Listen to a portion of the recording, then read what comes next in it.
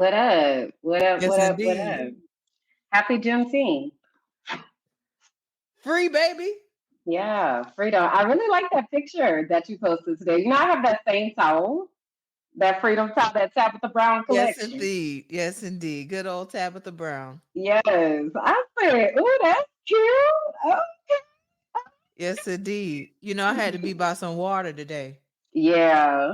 Yeah. So you went to the pool and such. I did and had a Very wonderful nice. time. Yes, that's what's up. So before we get started, you had commented on my hair, and I said that I wanted to tell you, I wanted to talk about it because I knew you was gonna say something, so I want to talk Mm. about that first before we even like get into the things or whatever. So I had those Bantu knots in the front of my hair, right? And it's really because I don't like my hair in my face. And because I have my glasses on most of the time, so also if my hair is moisturized, then it's greasing up my glasses. So I really prefer to have my hair out of my face. But then sometimes, like you'll see me when I do my hair wrap and it's just kind of being a pineapple or whatever, whatever. So anyway, I had the Bantu knots in, and I was like, "Girl, what is you doing? Like, is you still going? Like, what is you doing?" Sis? I had two, then I put four. I'm like, "Man, what is we doing?" So I said, "Well, let me take it down at least when I get in the shower because that's when like the steam will moisturize my hair and it kind of soaks it up and all that, right?" So I took them out, but then as I started taking them out, I was like, I wondered. First of all, I was like, "Look how long That's my so hair is." long. Crazy, right? That was the first thing. But Oh my because when it's God. curled like this, it doesn't look like it's that long. But the other thing is, I was like, what if I got locks? But I don't want locks like I feel like the ends of yours is not like how I want them. I feel like I want it like curly on the end so it still looks natural if I were to get them. But so as I've been taking it down, this was literally just because I had it twisted up in the bed too much. But as I've been sitting here looking at it, I'm like, what would that be like to have some smaller locks, but then also have them with the curls on the end. So that's what's going on with my hair. So I'm just letting it do what it's doing. But yeah. Yes, indeed. Yes, indeed. I say lock it up. I say do it. Do it. Do it. But this is the thing. This is the same thing why I didn't go natural for a really long time because who's gonna maintain it? That is always my thing, right? So now I do not want to be doing hair. Like that's not really what I want to be doing with my life. I will do it, but I don't really want to. So what? How intensive is a retwist and like all that kind of stuff, right? So, but I hadn't really thought about it with intentionality. But when I was looking at this, I was like, that actually is kind of cute with the little curls on the end. So we'll see. We'll see what happens. But that ain't about to be Do a it. right now situation anyway. So just know that. Also relax because I see you sitting up I looking got really excited. Okay, okay, okay. I'll relax. I'll relax. I'm really excited about what this will Relax, look like. bring it back a notch. I was just sharing. Okay, my bad. I got really hyped. Okay, I because know you did. I know you did. So that's I'll be I've been reading. since we're here, I've been said to you. I said, Kimberly, I think you would look very beautiful with locks. I agree. I listen, and I mean this in the most humblest yet serious way possible. I'm gonna look good whatever I do with my hair.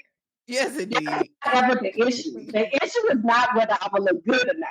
The issue is how much maintenance is it going to take for me to be able to look the way I want to look. The Hmm. issue is not if I would shave my head, like am I gonna be I'm gonna be cute regardless. Okay. Yes, indeed. The record silver black. Okay. But yeah, if it takes extra work, sure. But that's the same thing people told me about going natural. They were always like, oh my God, your curl pattern is gonna be so great. And I was like, who's combing it? Who's combing it? I got a lot of hair. Who is combing? That was always my question. I believe you. And also, who finna comb all this hair? Because it's thick and it's long. And it looks like it's just because it's all straight up in here. But when you get to pull it, it's long. Anyway. Yes, indeed. Hi guys, welcome to Life Unfiltered. Here's the shit. What a transition. This is the podcast where we fearlessly navigate the complexities of life, like hair, love, grief, and the extraordinary journey of healing. We invite you to join us on this raw, unfiltered exploration, y'all, as we share our personal stories, triumphs, and challenges to inspire and uplift you. In a world that often encourages us to mask our struggles, we choose to lead with love and vulnerability. It's finally time to collectively address our own shit and have some real conversations. So we're here to voice the things that you might not have verbalized or even thought about so that we can get to the root of the shit and heal. So 2024 is the year of popping that shit. And we continue to say that not just for you, but also for ourselves. So we're going to take a moment to remind you who we are and introduce you to who we are if this is your first time hanging out with us. So my name is Kim. I am an educational advocate, activist, and consultant. I'm a visionary and motivational speaker, virtual producer, network executive, intuitive melanated life coach. I help people deepen their relationship with God and to understand their unique design and purpose in order to positively impact the world. I'm a professional frolicker, and I also am a Black expat currently living in Medellin, Colombia, in South America. And tonight, I'm one of your hosts. What up? Yes, indeed. And my name is Bianca. I am a digital strategist, a consultant, an education activist, and a certified snitch. And no, I didn't have it ready, but I do have it now because I am that girl and I am a certified snitch. Snitch. Yes, indeed. Okay. So I'm a private investigator and I'm a receipt collector. So please keep your thoughts and opinions together with that, but also please govern yourselves accordingly when I pull these said receipts because it's going to be on and popping. Okay. I'm the founder of Teaching for the Culture, where we transform, we empower, we advocate, we coach, and heal. I am also an intuitive melanated life coach, a digital nomad currently working and traveling wherever there's Wi Fi. Currently, I'm in Tallahassee, Florida, and my purpose is to empower others to find their own path to freedom and fulfillment.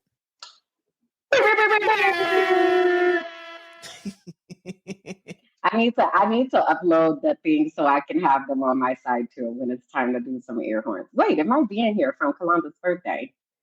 Yes, indeed. I don't know. I'm gonna see. Oh, it's in the other studio. Sorry. Go ahead. I'm like, because Well, I'm gonna have a bit of random sound effect in every so often. yes, indeed. Yes, indeed. Well, so while you're here, we operate by the three keys here. The three keys are accountability, transparency, and integrity. And before we go further, we want to make sure that we are clear about expectations, what you can expect from us and what we can expect from you. Mhm. What you can expect from us to honor the three keys, baby. Okay. We're going to keep it real in this space. We're going to speak freely and we might cuss if and when we feel like it. So if you have young listeners in the room, you might need to have some AirPods, AirPods, You headphones, got or baby. Take your time, love. yes, indeed. Whatever it is that you need to do, that is your business, but just know that we're going to speak freely in this space and what we can expect from you. Okay, so we want you to interact with us, but hate speech and comments are not welcomed here. We believe in the Block and Be Blessed ministry. So we Amen. want you to be very intentional with how you engage with others in social spaces, particularly this one, because this is a safe space. We want you to engage and go on this journey with us. We are not the experts, but we are going to be facilitating these conversations. And so we want you to participate in this journey and to bring people with you because together we are committed to doing the work to heal. Period. So we have some quick updates, and then we're gonna jump into the themes. So first, I want to remind you all about our community emojis. Again, explaining why this is important. So community emojis is like a way for you to give like extra love, right? They mean something to us. So in this space, where we are healing, the emoji with the heart with the bandage around it is our community emoji. So when you see us out in other places, matter of fact, somebody sent me some emojis the other day, and I was like, see, That's what I'm talking about. Oh, Love yes, is just a special indeed. type of thing, and it feels like a special type of support. So we want to make sure that Hmm. we let you all know how to do that.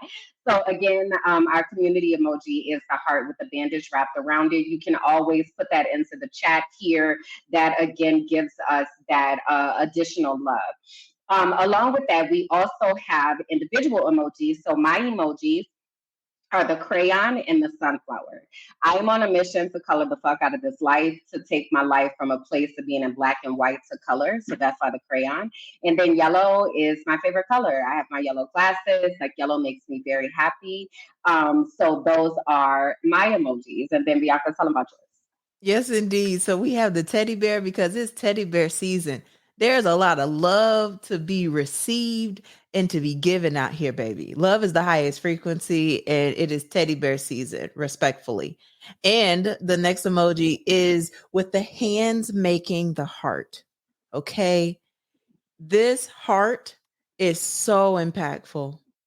Your heart is so impactful. So those are my emojis. Okay. Teddy bear season and the hands forming the heart.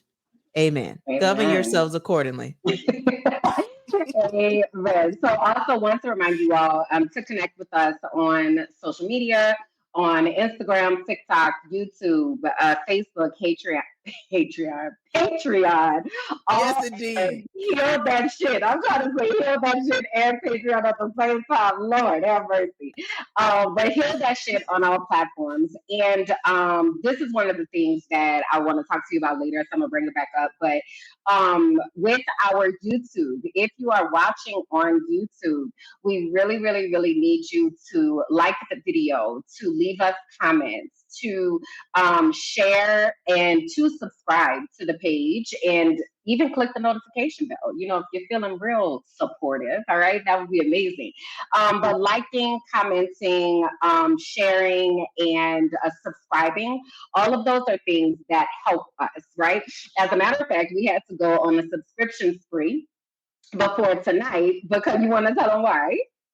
Yeah. So Facebook continues to move the goalposts and change rules around here. So there were new rules that was implemented on June the 10th that had special modifications to who can go live on their platform.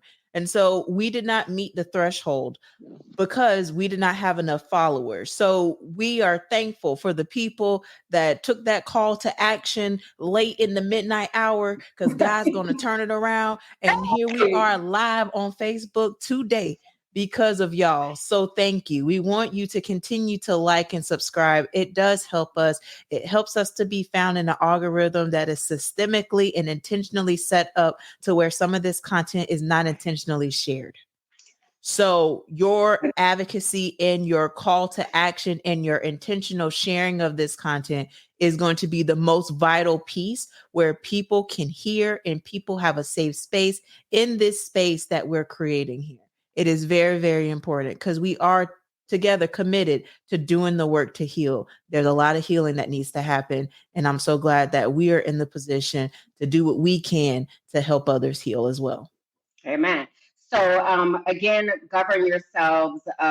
One thing forgot. Our if you are listening, right? So if you watch us live, you get a chance to interact, you get the comments and like all that kind of stuff. But we also know that that is not feasible for everybody's life, nor might you want to.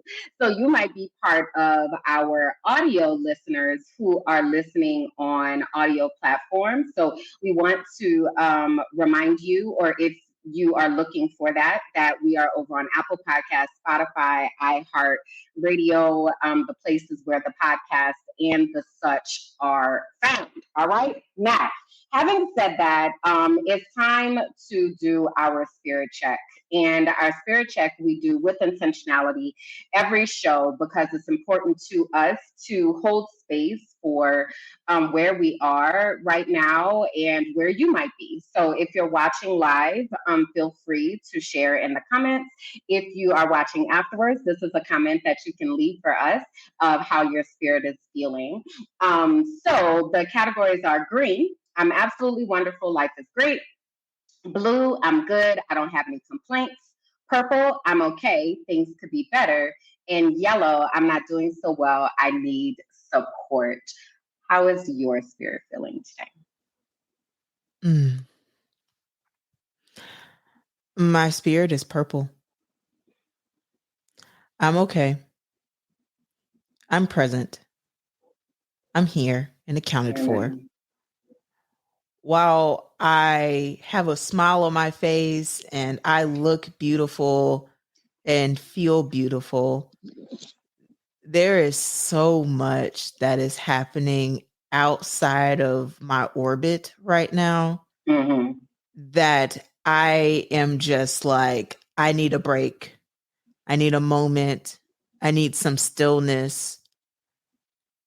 And anytime that I feel very overwhelmed, I have to be by some water. Mm-hmm. Otherwise, I'll lose it. Mm-hmm. So that's where my spirit is. It's purple. It is a very vibrant purple. I'm Yeah. okay. I am solid. I don't know if it's solid. I'm purple as well.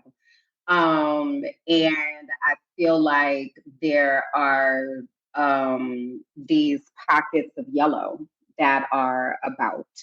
Um, I completely resonate with feeling overwhelmed. So overwhelmed right now. And I'm gonna get to that in just a second. Well, I guess I don't know. Who wants to start? You want to start? You want me to start? Because I mean, it's just a lot. I am just it's a lot. It's a lot that's happening. So I should we want you talk to about paper start. scissors? Where we go? I want you to start. Go ahead. You want me to start? Okay. So our transparency moment. Let's talk about it. So I have been reflecting a lot lately, and a part of it, I guess, what sparked it is because this time of year last year is where a lot of things started happening. So we shared last episode that you all had graduated as life coaches. So the first half of the year was really like I was absolutely full 100% into that. And then as when that stopped, some things started shifting. I had some traveling I was doing. I got the opportunity to go and interview Dr. Joy, and then mental health crisis, and then everything came crumbling down. So I've been trying to honor the fact that it's been a year since that time and appreciate where I am now, right? And just kind of again, not necessarily be judgmental of it, but just look for the spaces to acknowledge that things are different, if you will, whether that be different, good, different, not good, just what is different and how am I different from last year. And one of the things that fell like really, really heavily on me was like starting over is hard as fuck. And I know you can relate to this. And, you know, we can stay here as long as we feel led. But it's leaving me like, it's leaving me like speechless a lot. Um, because this is nothing like what I expected, right? Like, and mind you, I stopped being like a hyper planner, I guess, once I left the US because I didn't have shit to plan. But this wasn't a plan. this, this was not it. This was not even close to what the plan was supposed to be. Like even when I left to move, this wasn't the plan. Like what is this? And every day I feel like I am confronted with that, whether that is like my identity, whether that is looking at my brand and my business, and like it just feels like everything has started over. And it's a lot and it's overwhelming. So I had like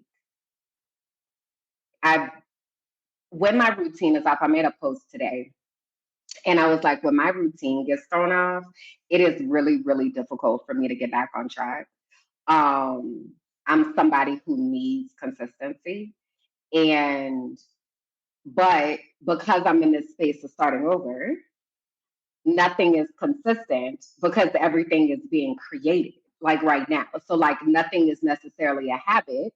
It's but I'm aware that there are certain things that I do that make me feel better.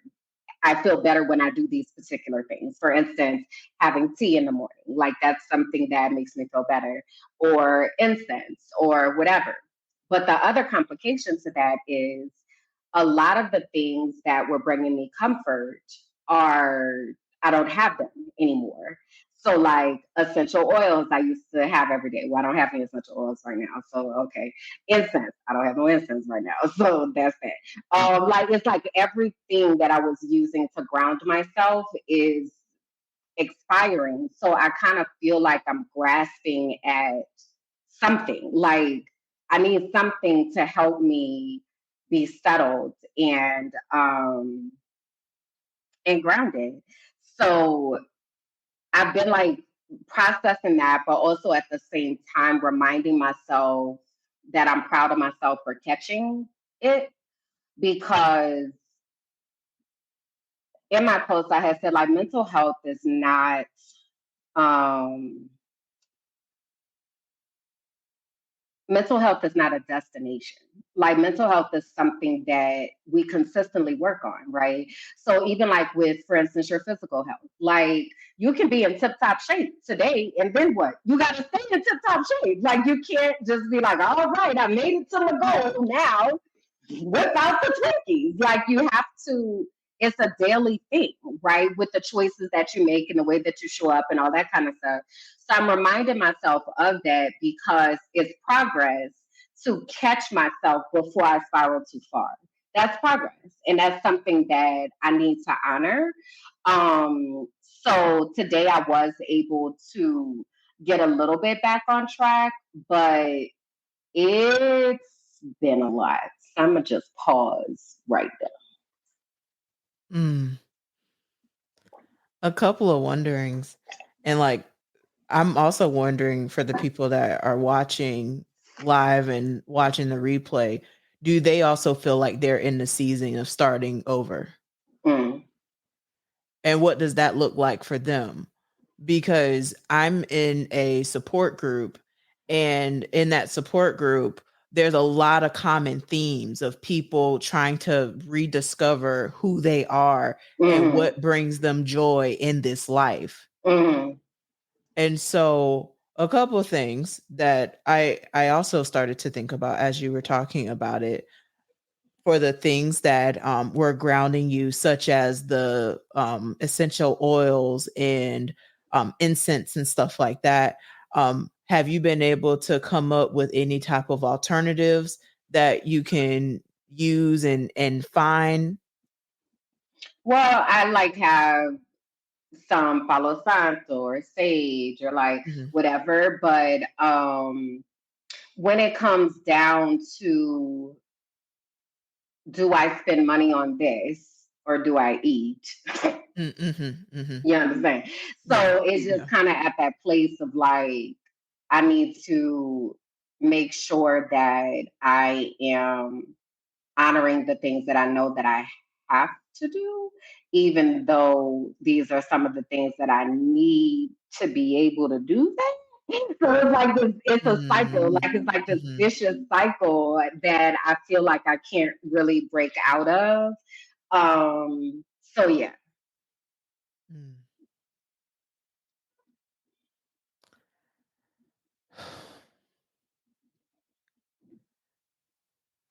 So as you're starting over and creating the new rules, what does that look like?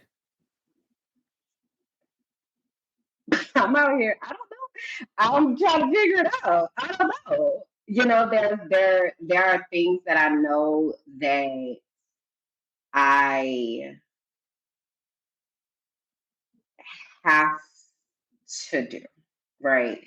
For instance, I didn't really eat yesterday because I wasn't hungry. My cycle came down. I am getting over an ear infection. It was just a lot. And I was like, I don't want to do this. I will drink some water and try tomorrow. Like, I just don't want to do. But that's an indicator to me when I'm not eating, like, okay, something is going on, type of thing. So it's like, okay, I know I need to eat. So if I know I need to eat, what can I always have on deck that might be easy for me to eat? So remember, I used to have applesauce all the time, Mm-hmm. right? That was one of those reasons because at least I can have this applesauce and I don't have to cut it and chew it and, like, all of those things, right? Mm-hmm. So good and bad, being here in Colombia, food is primarily fresh. Like the most accessible food is fresh food. So there's not really like processed applesauce. Like that's something that you have to make. But there are apples, right? So technically, I can cut up the apple and put the apple in the blender, and now I have applesauce. But and also now I gotta clean the blender. Now I have to cut. You know what I mean? So it's like all of Mm-hmm. these micro things that are embedded in tasks. And I guess it's something that I want people who are neurodivergent or people who are loved ones of people who are neurodivergent. Don't ever tell us just do this. Like we're very well aware of what we need to do. I'm very well aware that I need to eat every day. Okay, I am clear that that is something that I should be doing. Also, though, I am very aware that I'm not going to die from not eating one day. So it's not helpful. Right? It's like, oh, I wasn't able to eat today. Well, just go eat. That's not helpful. Because if I could just go eat, I would have ate. Right? So the question is, what else is happening that's overwhelming you, and how can I support? Right? Like, so anyway, I know that was like a few twists and turns, but I'm trying to establish to the systems. Remember, I was telling you about this the other day of desperately needing these systems. I'm trying to establish a system of this is the day and time that I'm going to go grocery shopping. So I have these particular items on hand for the week. This is what I can prepare ahead of time. This is what will take a little bit of preparation to just get it together in that moment. But again, there are a lot of micro tasks that are involved in that. And if my brain is already exhausted, then it is taxing for me to think through all of those micro tasks to get something done that I should just be doing. That makes sense. It does. So it feels like a constant, it is, it's a constant recentering and a constant reevaluation. So I'm trying to figure out what that looks like. So you have said that you relate to starting over. Did you want to share anything about that, or you want me to just keep sharing? I want you to keep sharing. Okay. Um, so I've been reflecting. And so I've gone back, and I talked about this too last episode of like going back and watching YouTube videos and all of that, just appreciating what was said. So what I started doing this time was looking back at where everything started. So it led me back to my Google Drive where I started recording these audio messages, right? I didn't know what it was at the time. I just felt like my brain was so busy that either stuff was coming too fast that I couldn't write it all down, or I didn't feel led to write it down. So I started making these recordings. And eventually, they were happening a bit frequently. So then I was kind of like, is this a podcast? Like, what is this that I'm making here? Like, I don't know. But it didn't feel right to release it in the moments that it was happening because, in hindsight, it was a lot that was going on. But I'm at the point now of feeling more comfortable and ready to talk about what this past year has been like. and what what it feels like to live up to burnout, and also what does it feel like to live through burnout, because I am concerned for people that are in my life, and you being one of them. But I don't want y'all to end up where I have been, as far as not being able to function. Like, I could not function. Like, I literally, there were just so many days I don't even know what I did or where I was. Like, I think I was in the closet. Like, that's all I know. Um, and I see so many people like teetering on that line so often. And it makes me concerned, because I think when we talk about burnout, we talk about it like it's just, like you'll be tired and you just take a nap and then everything will be fine. And that's not what this is. It is so much heavier than that. And then I've been doing research, and they were like, it takes anywhere from 3 to 5 years to recover from burnout. And I was like, wow, I'm just on Wow. year one. So it puts it in perspective, but also you don't want to have to get into a situation where it takes you 3 to 5 years to try to put everything back together. You don't. Like, it is so hard to figure all of this out in every area of life. Like, that is so difficult to be doing. And I realized that I've chosen to do this in a different country.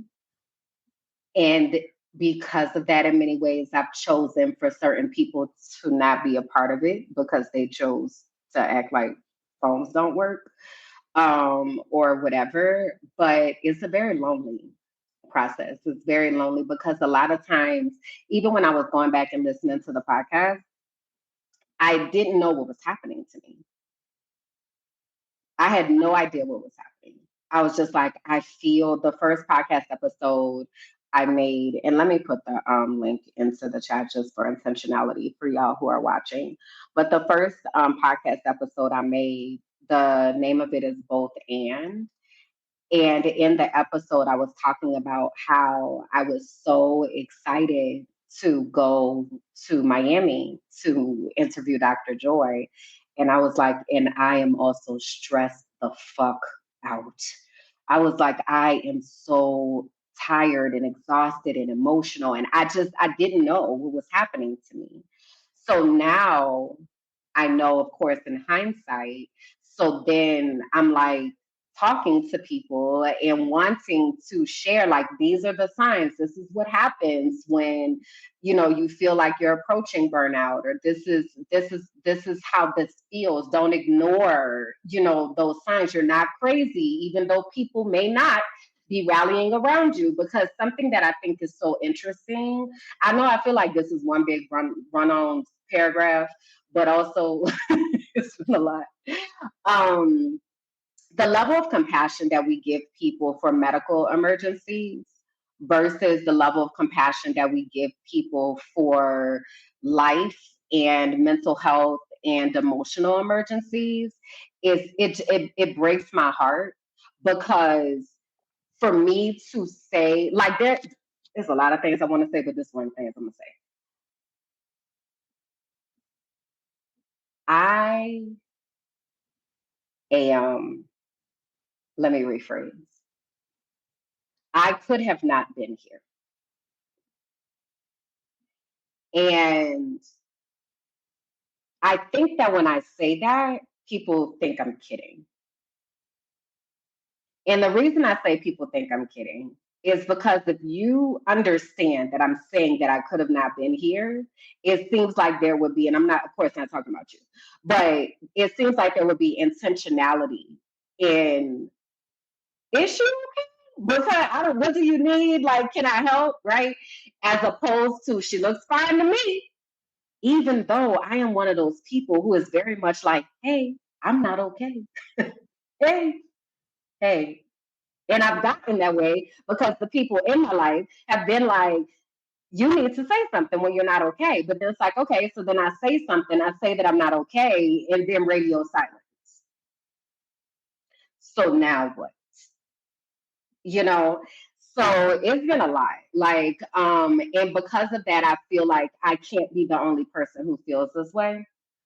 Like, I know I'm not the only person that feels this way because people send me email messages and they're in my inbox and all that. So what I decided to do is three things. I said I have to honor my capacity, right? I have to honor that there's only so much that I can do right now. But also, I feel like I know that, like you said, I feel like I know that there are people who are needing to connect with me for what they need to do in their lives. And also, I know that there are people who need community and they don't know where that community is. So it makes me feel like if it's not there, if people can't find it, then we have to create it. So I've decided that I'm going to do Discover Your Destiny again this year. It'll start in July, and I'm only doing the Discover Your Destiny part. The certification part will happen in 2025. So if anybody's listening and you're like, I want to be a life coach, great. This is the first step. Everybody has to go through Discover Your Destiny before the certification process. But I want to do that this year because there are about 5 or 6 people that I know that have been like, I'm just letting me know when you're better. And I need to do this. So I decided that I'm going to do that. But leading up to that, I feel like I need to create these spaces to hold space for those of us who are experiencing burnout and might not know that you're experiencing burnout. So I'm gonna put these slides on the screen, but and also if you listen, just listen. But so this is the wrong one. But the first one that I'm gonna do is this Friday, and it's just recognizing and addressing the impact of burnout.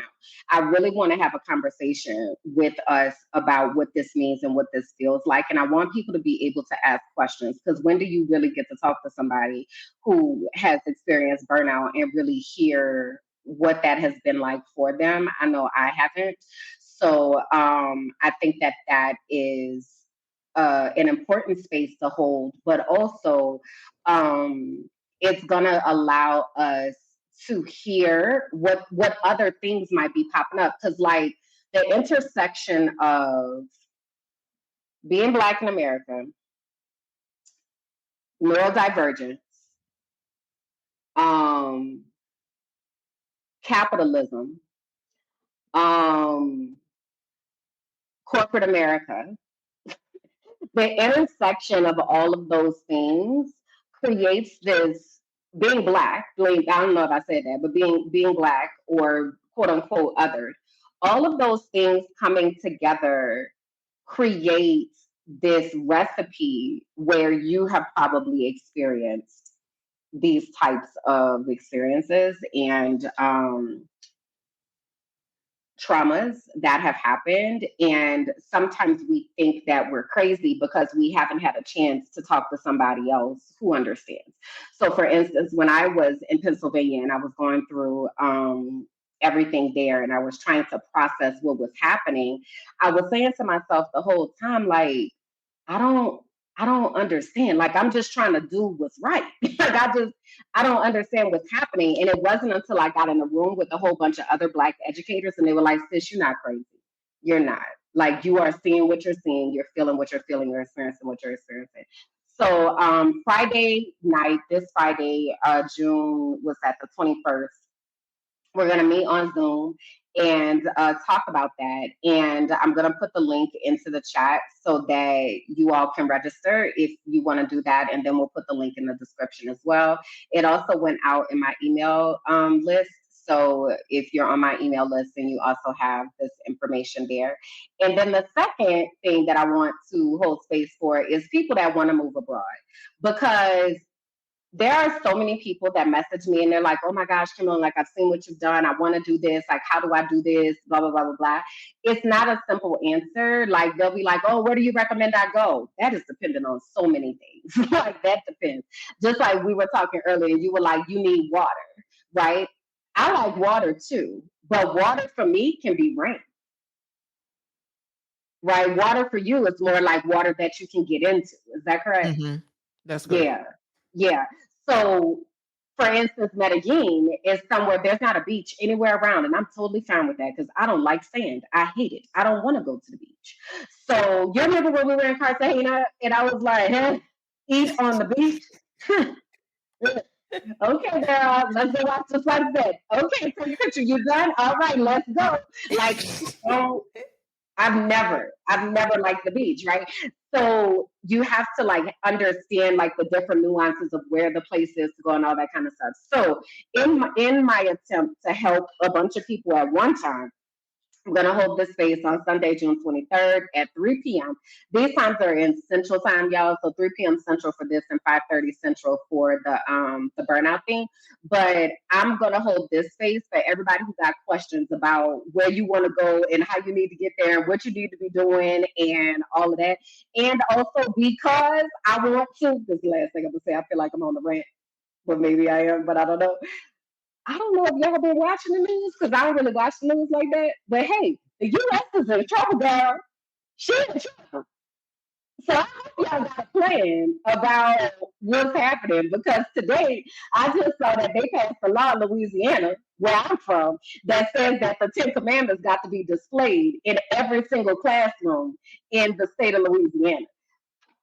Y'all in trouble. I don't know if y'all know it, but y'all is in trouble. And so if you ain't got a plan, you need to be trying to make a plan. And if a part of your plan is get the hell up out of there, you probably want to come holler at me on Sunday. Okay, all right, go ahead. I'm done. Lord.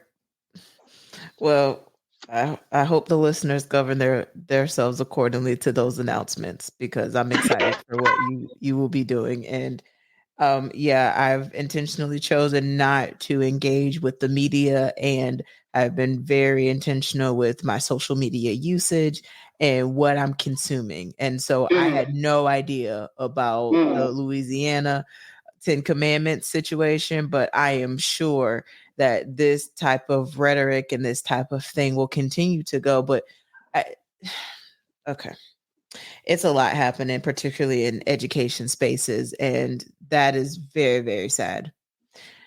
Um, with all that being stated, so happy Juneteenth. Right. I'm still looking for the damn reparations, okay? The 40 acres and the mule and everything else. Because thanks I to them. mean, jeez, it's a lot happening out here. So like this question hits me more today than is any other day.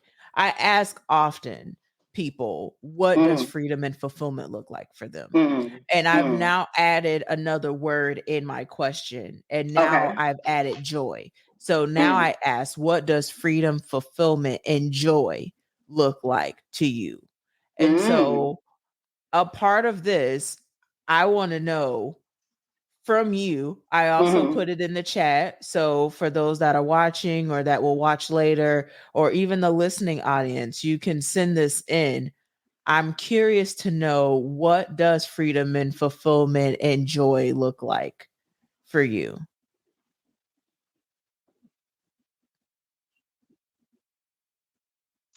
So it looks like creating. I've talked about this before. It looks like creating and the ability to be able to allow those creations to develop themselves. So, whether that be me painting, that's something that I absolutely see in this freedom, fulfillment, and joy space. painting and having the ability to be inspired by the day, being able to not have to worry about my basic needs. Right. So having access to fresh food and being able to prepare that and allow my spirit to be free. Um, Freedom, fulfillment, and joy. You didn't ask what it sounds like, but I will say what it sounds like. It's quiet, is what it sounds like. Mm. Um, it is peaceful. It's birds chirping. It is the wind blowing. It is hearing the rain mist fall on the plants. It looks like being in Colombia. It looks like um, being able to have new experiences that are sensory. So, for instance, going to a botanical garden and appreciating the vibrancy of the flowers and things like that.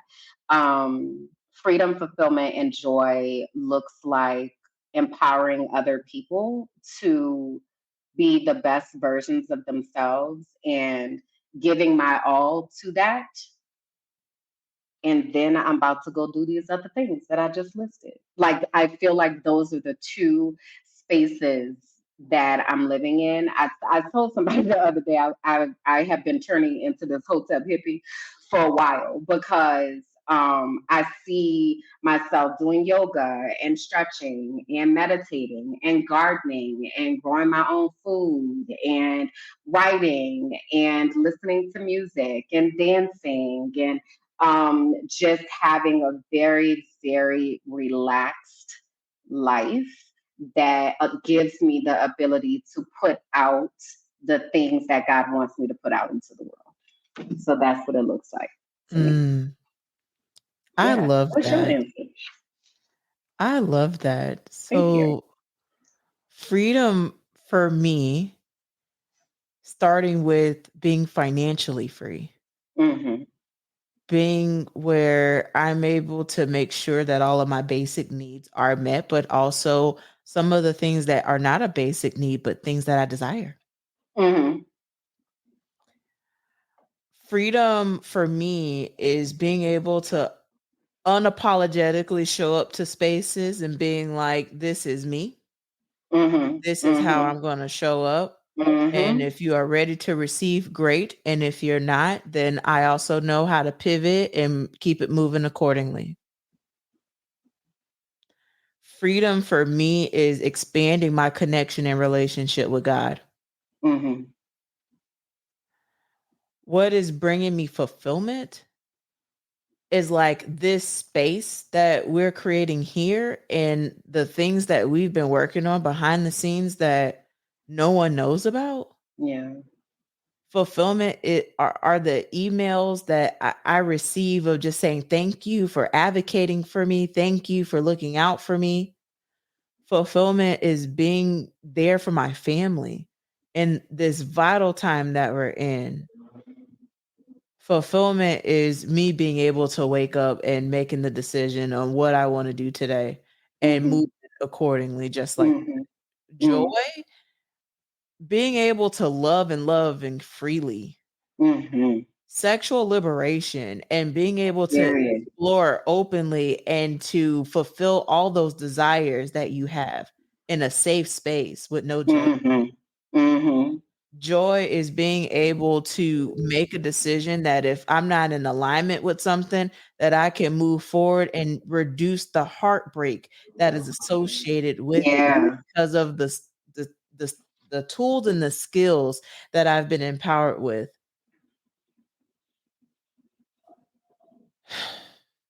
That's what freedom, fulfillment, and joy looks like for me right now. Yeah.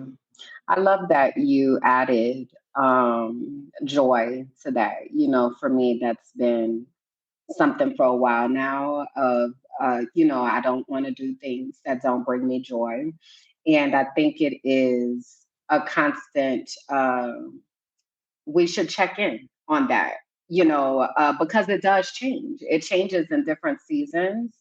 and it changes with different circumstances of life of what we might need to feel free, fulfilled, and joyful.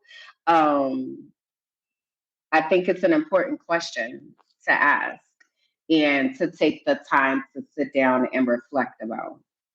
Mm-hmm. Yeah. You know what's so interesting? Um, Before I go into that, speaking of reflecting, we haven't talked about our brain people in a while and what the state of our brain people are. So I'm wondering what your brain space and brain people look like at this current, not necessarily right now, but if right now, that's fine too. But at this current place and space where you are, what do you feel like things look like in your brain? So right now, my brain is in this this state of peace. Um, However, in the state of peace that they're in, there is chaos. Mm, Um, I see people running back and forth mhm, of trying to answer questions, and my mind is like mentally going with things outside of this podcast that just happened before we hit the go live button, mhm, right? mhm, So my mind is in a constant thinking mode, but it's like accustomed to it. It's like desensitized to it. So that's where the mhm, peace comes to it. Like, this is something that is familiar. This is not mhm. something that is foreign. So I guess that's why I kind of thought stopped a bit and kind of hesitated as I was articulating it, because it was perplexing to me as I was saying this out loud. Why it Um, felt peaceful. right. Like, Yeah. why am I sitting here peaceful knowing that all of these thoughts are just running rampant right now? Mhm, mhm, And so I do think that there's a lot of things that are desensitized as mhm. to how it's functioning now. As far as departments, we talked about thinking about the brain space kind of like a corporation, and having different departments. I will say, like, the memory department, like, we're having a hard time with that. Yeah.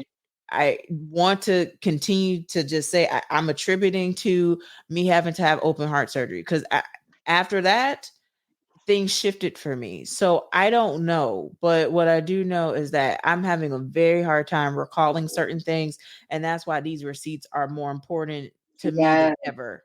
Yes.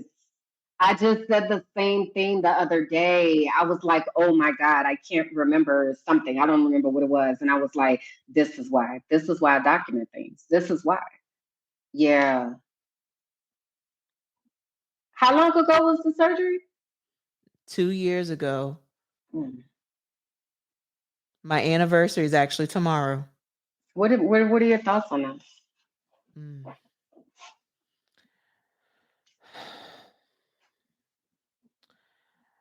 So I remember vividly being in such chaos right before my procedure, wanting to make sure that there was a continuity plan with my clients and the people that I care for, that the ball doesn't get dropped somewhere while I am going to be recovering and probably not accessible. I, my bonus mom brought up to me the other day about how I was working days after my open heart surgery I and was literally was updating just sitting here websites. thinking about Yeah, that. and like, the stress and pressure, and all I have to say is this has been a vital reminder for me to maintain my peace, Hmm.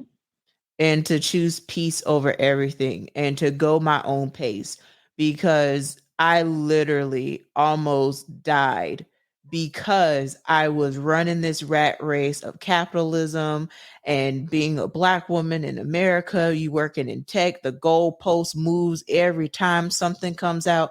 It's exhausting. You're talking about burnout. Yeah. I am dealing with those residual effects of burnout still to this day, of being tired, and then having my, monitor that's on my watch and also that's implanted inside of me being like, hey, your heart rate's going up. You need to reduce your stress.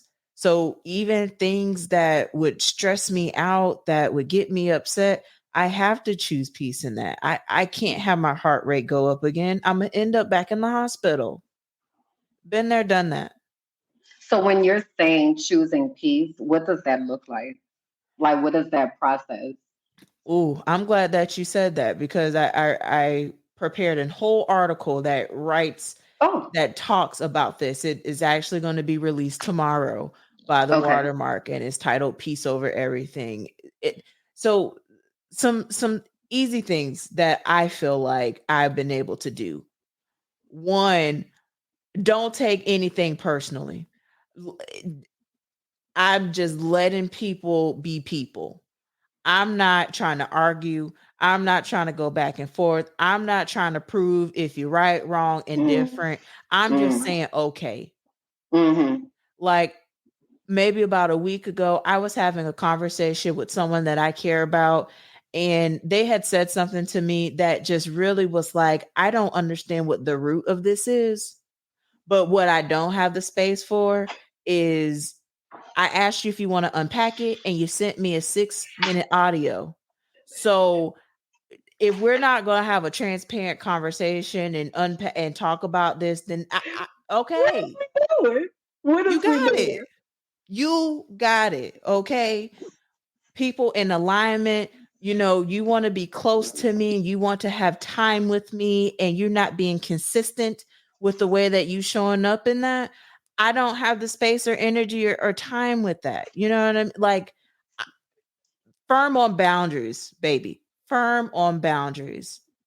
I've been doing the work. So choosing peace is honoring your boundaries, knowing yourself, holding people accountable, being intentional with how you show up and how you speak to people, and overall doing what's best for you. Because at the end of the day, you are all you have. Yeah. And we often Wait, say we can't pour from an empty cup, and we sure can't drink from one either. child. So What we some gotta doing? happen. Yeah. You said something that I was like, that when you talked about going at your own pace, like I'm trying to figure out what that pace is. And because healing is not a vertical line or like a straight line, so the pace can change like from day to day depending on what's Mhm. going on, right? So I consistently try to bring myself back to it's okay. Like there's not you which where you what's happening, like why you trying to rush this, right? That's why I said I was doing the research and they said burnout takes 3 to 5 years to recover from, and I was like, Mm, I've mhm. been trying to, I was like, hey, I got 3 months. Let's get it. Right? And my life was like, nah, sis, we just getting started. Um, it's a lie. It's a lie. It's a lie. When I look at my current brain space, it feels very sluggish. It feels like imagine you have an employee, right, that gets to work and they taking their sweet and precious time. Okay, you got customers lined up at the door. They taking their sweet and precious time to unlock the door. They go and get some out the bag. They taking their sweet and precious time to go do that, right? That's what it feels like. It's like we're taking our sweet and precious time to do everything. there have been moments of productivity and I've been able to sit down and get some things done, but it's definitely not rocking and rolling, popping and bopping like the things at all. Um, so I don't know. I guess I need to like do a inventory or have a company meeting or something and see who's what and who's who and who's staying and who going and all of that. But again, all of this is back to those systems, right? If I don't have the systems in place and I don't really know what departments I need because the systems aren't in place. So I need the systems, right? But then I need people to help me with the systems. And if they can't help me with the system, it's cyclical. Like it's just really cyclical. So that's where my brain space and my people are right now.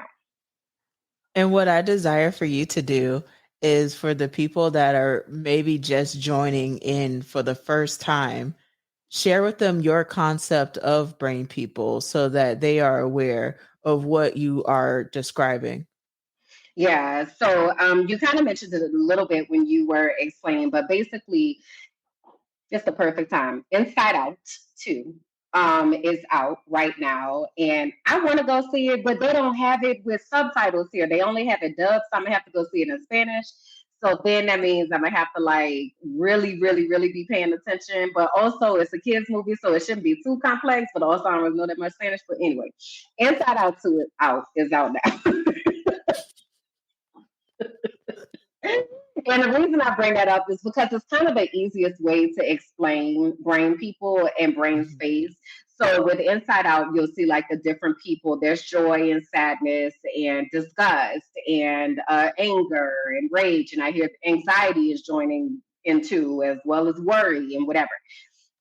So think about your brain space like a corporation, and your brain people are the people that work in that corporation. So for anything, any corporation to operate, there are different departments, there are different people that are running the operations. So in our brains, a part of reflecting in metacognition is paying attention to what's happening in our brains. It also allows us to change our self talk because, for instance, like this past 2 days, I was like done, right? My cycle was here, and I was like, sis can't even do it, right? My brain normally would be like, girl, get up. Like, you got stuff to do. You need to do this, da da da da. But my brain, whoever's at my brain now, they were like, we're not rest. Okay, we do this every month. Rest, lay down, and whatever will get done when it gets done. So your brain people create the culture inside your mind that impacts your self talk, which directly impacts how you behave. So that's kind of a drive by on brain people and brain space. But it's actually that actually might be another space that I can hold of talking about brain people. I think it would be really interesting for people to have those conversations. Yeah, especially with that movie coming out, because you see more Mhm. people are having conversations about different emotions and how it shows up. So I do Yeah. think that that would be an amazing opportunity for people to witness and be a part of. Yeah, I appreciate that. All right, I'm gonna see what to do with that. Um, so anything else on that? Because I want to make a segue into our brain field trip, which really has to do with this.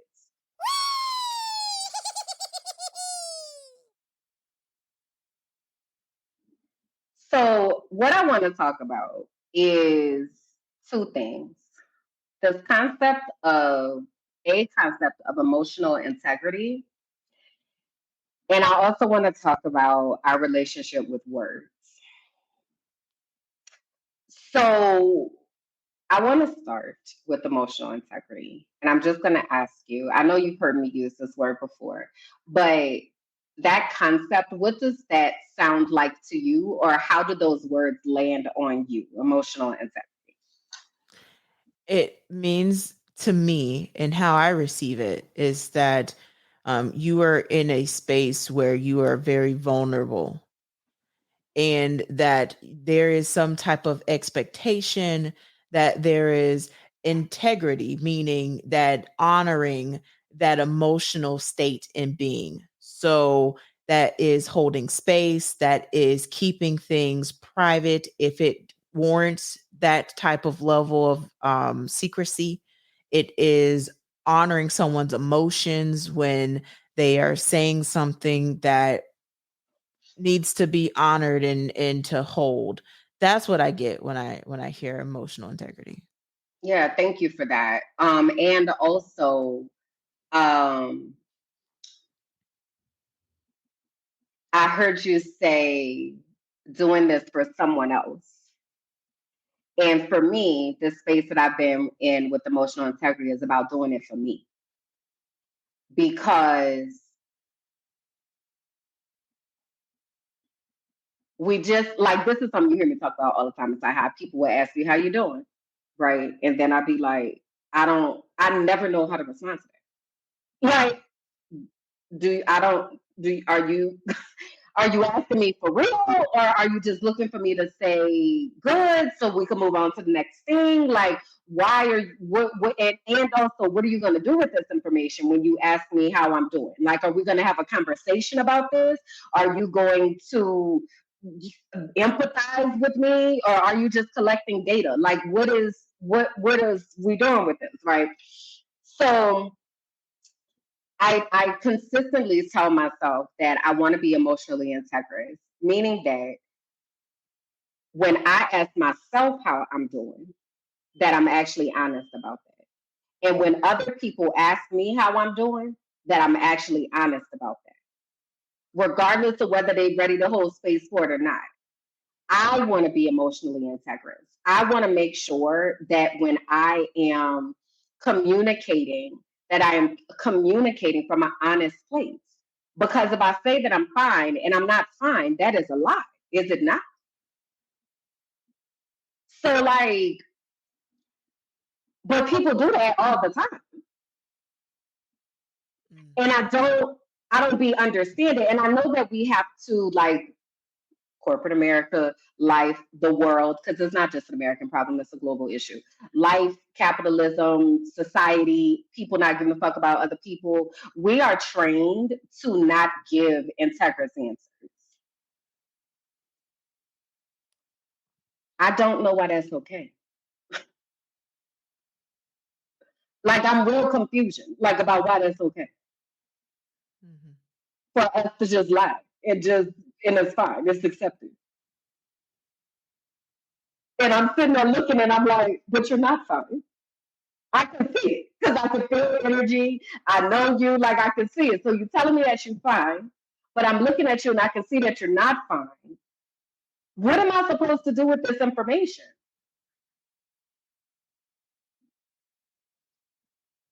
How do you process that?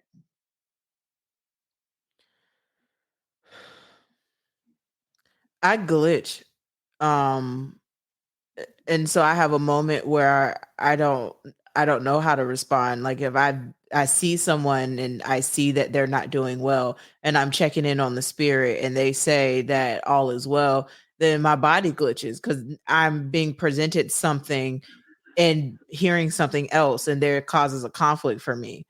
Um I have had a conversation recently in regards to being honest about how you feel and not trying to be strong just because you feel like you need to be strong, but Mm-hmm. to Mm-hmm. actually hold space for those emotions because otherwise it's being disingenuous and not honest and authentic. And I do think that we need to normalize those type of discussions because like when I walk the trail, people be like, "Hey, how you doing?" But you're walking past me. So why are you asking me how am I doing when I guess you want me to just say fine? Correct. So that's why I'd be like, what do you want me to say? Because I don't know if this is a genuine ask. Like I know that when I ask, and I often have to say to people, when I ask you how you are doing, I am actually asking you how you are doing. Like I am holding space for whatever you say. I am asking with genuine curiosity, right? And what I continue to be confronted with is that everybody doesn't do that. So then I become confused about what I'm supposed to do. But I can't control other people, right? So then it's Mhm. like, well, all I can do is back to what you were saying just a little bit ago, is be honest to me. So if you ask me how I'm doing, then I'm going to practice emotional integrity and I'm going to tell you how I'm doing. And if you don't know what to do with that, well, then you just sit there and don't know what to do with it. But I'm going to answer in a way that doesn't feel like I'm lying, because how you trust people when they're lying to you every day? I don't understand. Mm-hmm. Even if it's about something that's small, Mm-hmm. how you supposed to trust people if they lying to you? So let me tell you a situation that happened. You ready? Story time. Okay. So this is why I got to what's your relationship with words, and we could go wherever you take it. So I'm talking to someone, and we're talking about something on FaceTime. Just call it. And we're having an active conversation, right? They are talking, and then they get a notification on their phone. Okay, so I'm gonna reenact. Let me see what I can talk about. Okay, so I'm gonna pretend I'm gonna role play. All right, so I'm the person. So yeah, next week when I go to the store, I want to make sure that I pick up all the things that I need to get. Right. Mm-hmm. Okay. So we're having this. We that just happened. So I said, you need to call me back. You busy? Like you can take that. Like you need to call me back. And they were like, no. Everything's fine. But this has been happening like the whole time. That their notifications coming, bells, whistles, things are rocking and rolling, right? Mm. So I said, I was like, you sure? Because like you just got notification, like whatever. Oh no, it's fine. Like I didn't even read it, and I was like, but you did read Mm. it. No, I did, but you did though. Like, Oh but you did, Lord. but you did, but you did though. Right? So then, because I am such a literal like person, like there's facts and then there's not facts, right? So like the fact is you read it. Like you paused. Why are you telling me that you didn't read it when you did read it? You did it because you were like, and then you came back after you read it. Now you didn't open it up and read the article, like all of the things, but yes, you read the notification. You did. Yes, you did. No, I didn't. But you did. So now I'm confused because so in this person's mind, they felt like because they didn't read it, that they didn't read it. But then I was like, but you did. So I, I'm Bruh. struggling. I'm struggling to understand about people's relationship with words because words have meanings. And like when you say something, those words should be truthful. I thought, but it's a twofold thing. Don't be quiet. What's your relationship with words, but also what's your relationship with white lies? Because maybe that's the issue. That there's an intimate relationship with white lies or lying, right? But the lies that you think are harmless, but they're not like, what's your thought? What's your thought? That's what's your thought? So one story time, I feel like it's gonna get even juicier when I ask some of these questions off this call. Um we'll save that for the Patreon. I'm telling you that's some good stuff there. Um so like relationship with words, I take words very literally. So I want to make sure that if I'm saying something that I'm being as transparent and clear and direct as possible. When I'm listening and when I'm hearing to something, I also want to make sure that I'm clear in understanding what exactly is being said, but then also sometimes what's not being said. And sometimes that Mm-hmm. is a whole masterclass in itself of analyzing nonverbal cues that people Mm-hmm. give when they communicate, because boy, Mm-hmm. that is a teller there. Mm-hmm.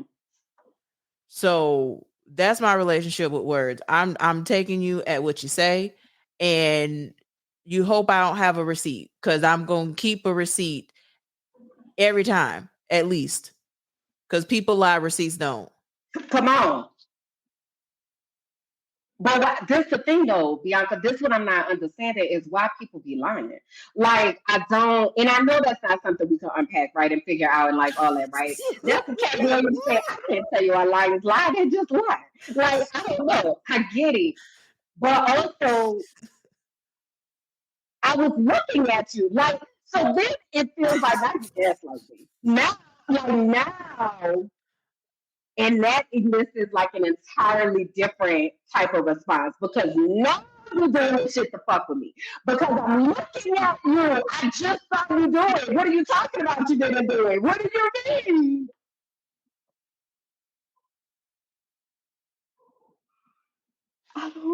So what's your view on lies? Like I know people lie receipts don't, but how do you feel about white lies? Like do you do white lies and like what and I'm not asking for you to like confess your soul or anything, but also I am asking a real question. Like, what's your relationship with life? So I will tell you, I've had a very interesting relationship with lies. Um, I had been in a space where I didn't care. I was gonna say it, and it wasn't even gonna be true, but I was gonna be 10 toes down on it, and Oh, look at you and be like, really? I yeah, How long that was ago was past me, this? huh? How long ago was this? Mm. I know it was another life. I'm just wondering. Yeah, like I think like right when I graduated from college, maybe that's when I started evolving a little bit more. But I know for sure when I made this commitment of taking my life back that I was gonna be better and do better. So Oh yeah. let's just say then, just to be clear, because I might say a date and then they'd be like, well, actually, Bianca, you know, so let's just say 2019. If there was anything that I said that I did back before then, again, I'm sorry. Okay. I take full accountability. I was a terrorist, Kimberly. I'm telling you, I'm just being transparent. I was awful out here in these streets. Like I gave Petty B a whole new name. Mm, Petty B is peace in comparison to what that could have been back then. yeah. I Mhm. feel that. So But as can I far ask as you a question though? Like back mhm. then, when you had this propensity to lie and not really care, if somebody told you that they caught you in a lie, would you come clean or would you keep lying? Ooh, it would depend if they had receipts or not.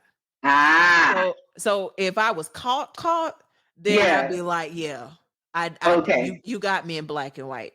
But if you Yeah. didn't have me in black and white, if you didn't catch me in 4K, you don't It have no wasn't receipts, me. baby. It wasn't Yeah. me. I Yeah. knew it. I wasn't Yeah. there. You know what's so funny is when I was a kid, my mother used to always accuse me of lying all the time, every day, about everything. Um, and I was telling the truth. And but I would get in trouble for lying about everything. So then I started lying because I was like, if I would get in trouble for lying, then I might as well lie. So and it was the type of lies though were lies like so that I didn't get my ass beat by her. So for instance, one of my lies was that I caught the bus on. But I stopped taking the bus home because the bus wasn't getting me home on time and I was getting in trouble. So I started having my boyfriend come pick me up and drop me off around the corner, and I was always home on time. But and also I was with my boyfriend because it was important for you to get for me to get home on time, and you didn't want to hear what I had to say, and I was doing it the way that I was supposed to be doing it. Okay, I got home on time. Now what? And I just wouldn't. I was very big on omission. I Uh-huh. just wouldn't share. Uh-huh. If Yeah. you didn't ask the right question, you would not get the answer. Yeah, Like yes, I just yes. wouldn't. I Yeah. just wouldn't share. I don't Yeah. know when I changed that philosophy, to your point. But it's been a while. It's been a while. It's been, I don't know, maybe like 10 years or so. But it really makes me wonder because I constantly struggle with believing people when they are talking. And I continue to learn that I shouldn't. Mhm.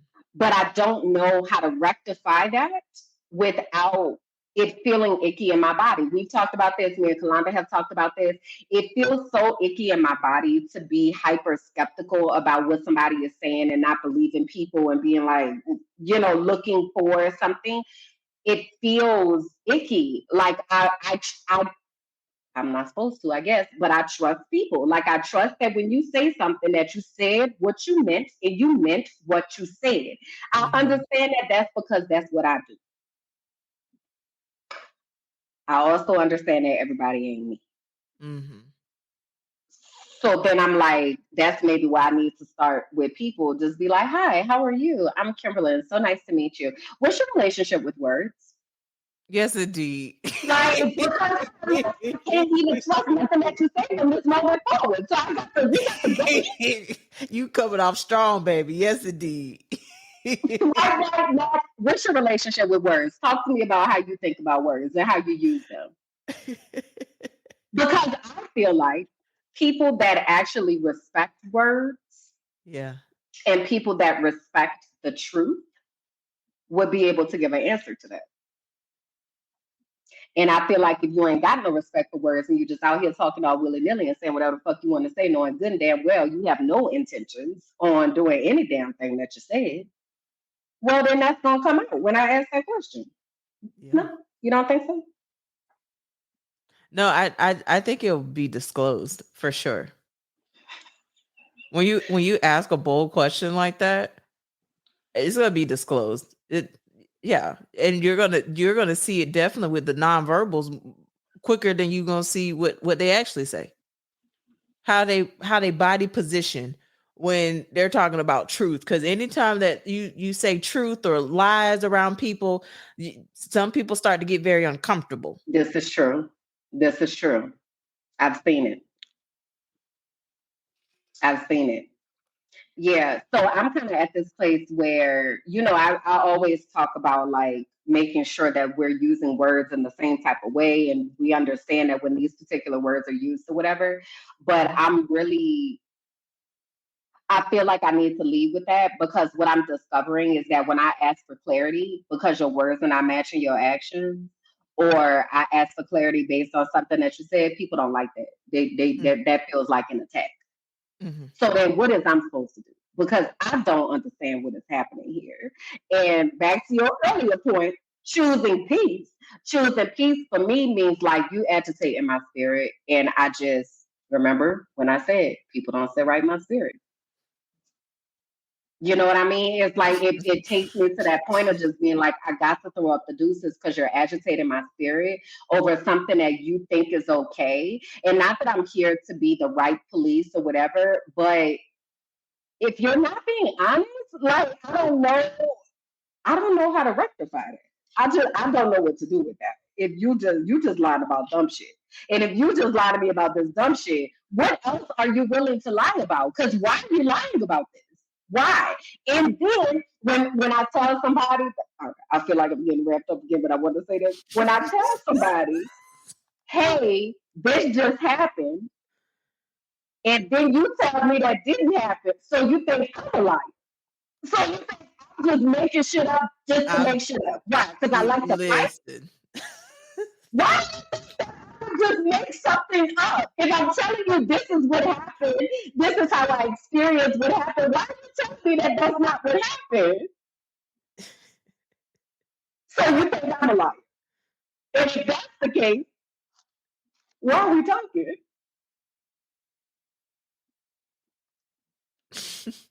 I am confusion.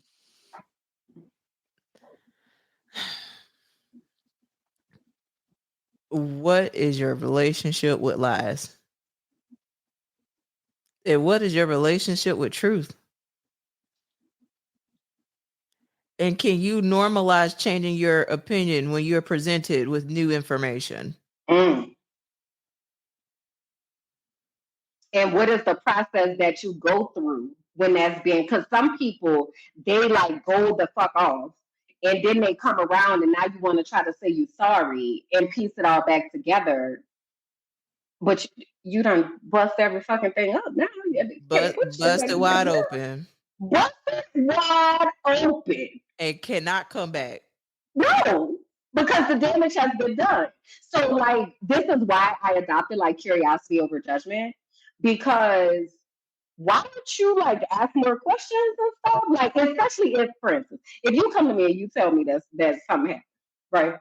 Something I know about you is you gonna have receipts. You ain't talking on stuff that you ain't got receipts on, right? I keep trying to tell the people that, but some people just clearly still ain't listening until I drop some Same, more receipts, and then y'all gonna be upset.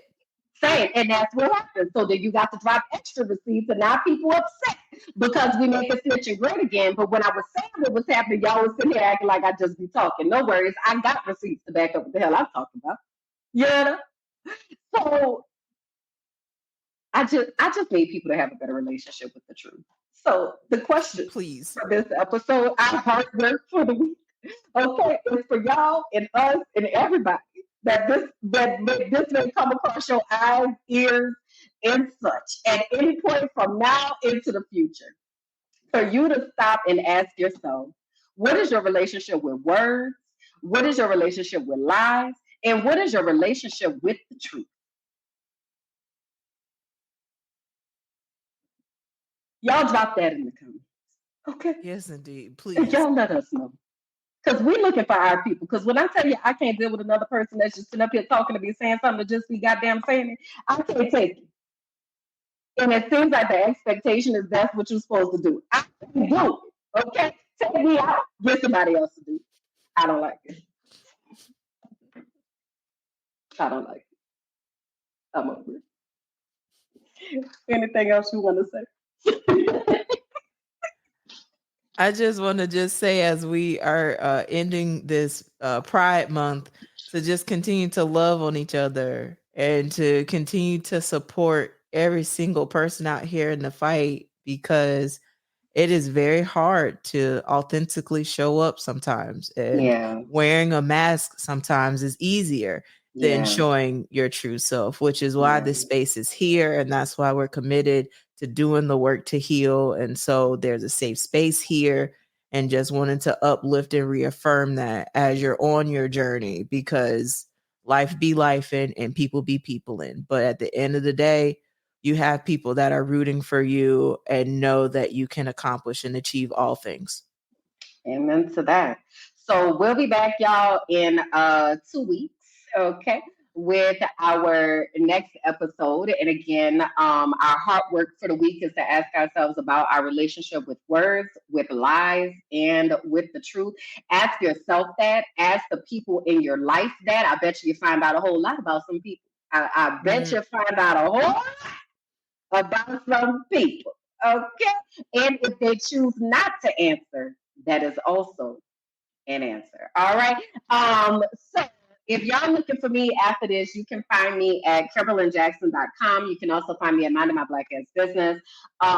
You can find me at Minding My Black Ass Business on all platforms: Instagram, Twitter. I'm lying. That's a lie. I'm not on Twitter. TikTok, YouTube, and Patreon. That is a that is a horrible place over there, and I don't understand why people go over there. I ain't trying to unpack it right now, but I'm just saying. Oh, and on the side note, while we talk about it though, because I'm gonna forget What? this thought if I don't say it now. So What? you know, Elon has allowed adult content to be on the platform, and so Oh, it is on a completely different level now. If oh, you go on X, it's literally oh, X. oh! Okay. Uh Wow. huh. Well, yeah, I don't be over there. Okay, but I do be on Instagram, TikTok, YouTube, and Patreon. Y'all, I have a lot of Patreon content of vlogs, behind the scenes stuff, receipts. There's so much content. So I would love for y'all to be over there. Also, I have a podcast with my cousins. So, put syrup on your grilled cheese. And that takes place every other Sunday. We didn't have it this past Sunday because it was Father's Day. So we're trying to figure out if we're going to make up that episode or just wait. But go check it out. Go check it out. And again, leave comments, y'all. Like, subscribe, share the content with people. So that's where you can find me. Tell the people where they can find you. Yes, indeed. You can find me on my website, www.biancagoolsby.com. On my website, you could find different links to the different ventures and projects that I'm working on, and also articles that I published. And just a reminder that my article, Peace Over Everything, will be dropping tomorrow with the watermark. So thank you again, the watermark, for the opportunity to write in that space. And I can't wait for y'all to see how y'all can keep your peace out here, because woo child, we need peace out here in the streets. Amen. So if y'all feel led, please do join me in the spaces that I talked about with burnout and finding peace abroad. We will be back July 3rd. Yes, All indeed. right. July, God dang, this year is flying. This is crazy. July 3rd at 8 p.m. Eastern, 7 p.m. Central. We'll be back in 2 weeks. Until then, y'all, please do make sure that you let us know your thoughts, right? We asked all kinds of questions, so chime in along the way. And we're going to do this work to heal, y'all. We'll see you next time. Bye.